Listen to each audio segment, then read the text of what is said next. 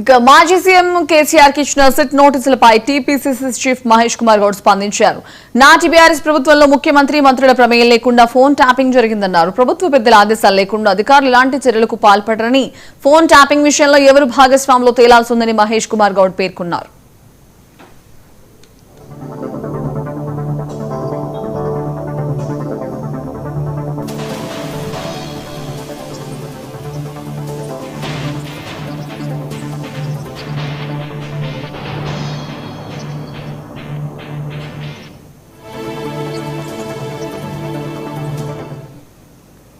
ఇక phone tapping విషయంలో పారదర్శక విచారణ జరగాలన్నారు మహేష్ కుమార్ గౌడ్.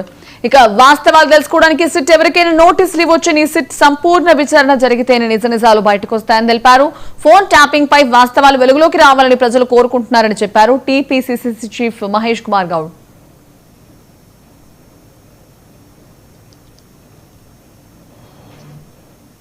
ఇచ్చినా కూడా పారదర్శకంగా విచారణ జరగాలి. ఆనాడు 10 ఏళ్లుగా ప్రతిపక్ష నాయకుల మీద, పారిశ్రామికవేత్తల మీద, ఎమ్మెల్యేల మీద, కొంతమంది సినీ తారల మీద జరిగినటువంటి ఫోన్ ట్యాపింగ్ విషయం బహిర్గతం కావాల్సిన అవసరం ఉంది. కాబట్టే రాష్ట్రంలో కాంగ్రెస్ ప్రభుత్వం వచ్చిన తర్వాత రేవంత్ రెడ్డి గారి నేతృత్వంలో దీని మీద సిట్ వేసి విచారణ ముందుకు తీసుకెళ్తా ఉన్నాం. దాంట్లో భాగంగానే మాలాంటి వాళ్ళం చాలామంది వెళ్ళి వాంగ్మూలం ఇవ్వడం జరిగింది. దాదాపు 560 చిల్లర పైన వ్యక్తుల మీద ఫోన్ ట్యాపింగ్ జరిగినట్టుగా సమాచారము. దాంట్లో భాగంగా కేటీఆర్ గారిని, హరీష్ రావు గారిని విచారించినారు. జరిగినటువంటి వాస్తవాలు తెలుసుకోవడానికి సిట్ ఎవరెవరినైతే పిలిచి విచారించాలనుకుంటుందో విచారించవచ్చు.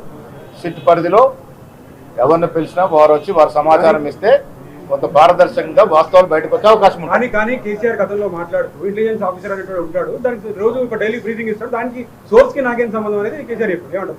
కేసీఆర్ గారు ఆనాడు ముఖ్యమంత్రిగా ఉన్నారు. ముఖ్యమంత్రి గారి ప్రమేయమో లేక వారి కింద ఉన్నటువంటి ఇంపార్టెంట్ పోర్ట్ఫోలియో నిర్వహించిన మంత్రుల ప్రమేయమో లేకుండా అధికారులు అంత సాహసం చేసి ఫోన్ ట్యాపింగ్కు పాల్పడేటువంటి పరిస్థితులు ఉండవు. ఆనాడు ప్రభుత్వంలో ఒక నిర్ణయం తీసుకుని ఉంటేనే ఆ నిర్ణయం ప్రకారమే పోలీసు అధికారులు యాక్ట్ చేస్తున్నారని మేము అనుకుంటా ఉన్నాం. ఏదేమైనా సిట్ విచారణ సంపూర్ణంగా జరిగితే తప్ప వాస్తవాలు రావు. అంతవరకు ఎవరిని కూడా మేము దోషులు అనుకోలేము. వాస్తవాలు బయటికి రావాలి. ఈ విచారణ పరిపూర్ణంగా జరగాలి.